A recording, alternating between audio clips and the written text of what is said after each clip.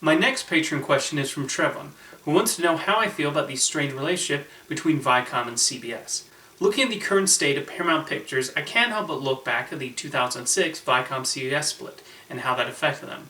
Not only would Paramount lose both their television and theme park businesses to CBS, but also Tom Freston, the initial president and CEO of the new Viacom, in charge of Paramount Pictures, was fired and replaced with a lawyer.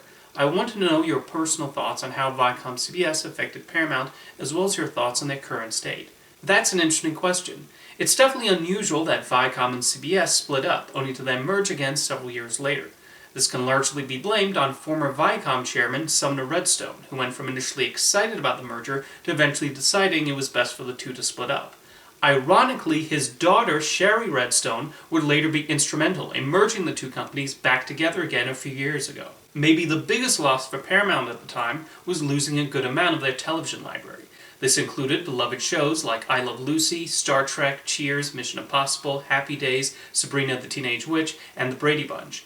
However, Paramount Pictures was able to retain the rights to continue making movies based on Star Trek and Mission Impossible. Viacom also kept them money-making cable channels like Nickelodeon and Comedy Central. CBS was stuck with UPN, which did not last very long after that due to CBS and Time Warner choosing to create the CW to replace both UPN and the WB. Corporate splits, sure, are complicated, and in this case, kind of pointless in the long run, since Viacom and CBS are back together. But in 2005, the streaming era was not a thing yet, and CBS All Access / Paramount Plus was still a long way away. It just comes across as premature on Sumner Redstone's part. Do I think this hurt Paramount? Well, let's do a brief rundown of Paramount's box office performance after the initial split. They were 5th in market share in 2006, with not too many big grossers. Thankfully, they shot up to number 1 in 2007, although that was largely off DreamWorks Pictures movies like Transformers and Shrek the Third. Viacom had bought that studio a few years earlier, and the highest-grossing films that year were produced by DreamWorks.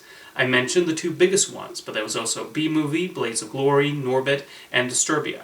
And yet, DreamWorks became an independent company again after that.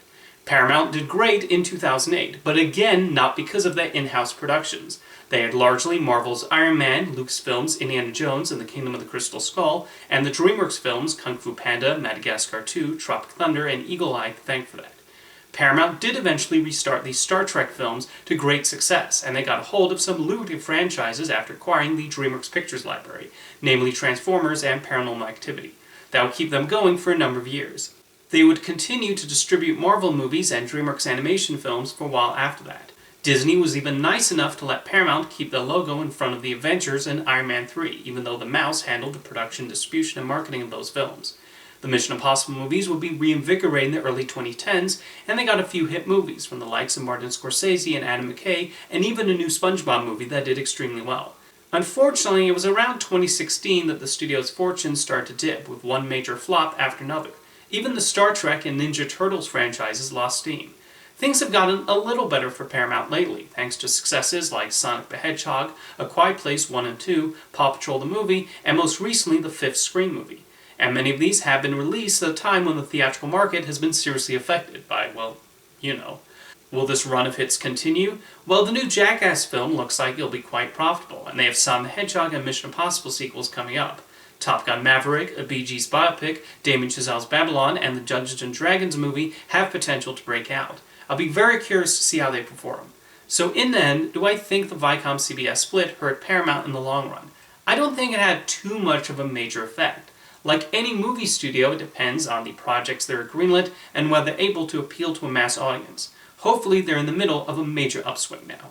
Thank you for your question, Trevon.